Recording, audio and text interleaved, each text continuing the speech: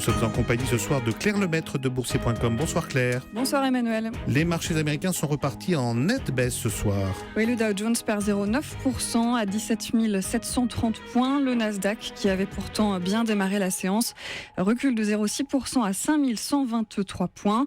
Le scénario d'une hausse des taux de la Réserve fédérale américaine mi-décembre se renforce. La patronne de la Fed, Janet Yellen, a réaffirmé dans un discours ce soir sa confiance dans l'économie américaine. Elle assure que la politique de la Banque centrale restera accommodante après une première hausse des taux. Le pétrole chute lourdement ce soir, moins 4,6% sous les $40 le baril WTI. Avant une réunion importante de l'OPEP qui regroupe les pays exportateurs, ce sera vendredi. De quoi faire dégringoler les valeurs liées à l'or noir. ConocoPhillips perd 3,7%. Schlumberger, ExxonMobil ou Chevron perdent plus de 2% et plombent les marchés. À l'inverse, Yahoo grimpe de près de 6%. Selon le Wall Street Journal, le groupe pourrait vendre ses activités Internet, son cœur de métier, avec notamment sa messagerie et ses sites d'information. À la Bourse de Paris, c'est la prudence qui a dominé à la veille de la réunion de la Banque Centrale Européenne.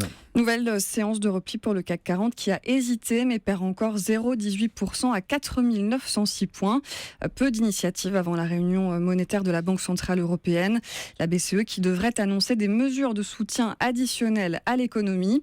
Du côté des valeurs, ArcelorMittal plonge de 8,8% après une note d'analyste négative. Chute de plus de 16% pour Neopost après un nouvel avertissement en marge des revenus trimestriels. Et puis Valeo aussi cède du terrain ce soir, moins 2,6%. L'État allège son exposition à l'automobile puisque BPI France a cédé ses dernières actions Valeo. Et puis parmi les valeurs qui ont résisté, il y a Alcatel. Plus de 2% pour Alcatel. Les actionnaires du finlandais Nokia ont approuvé le projet d'acquisition du groupe.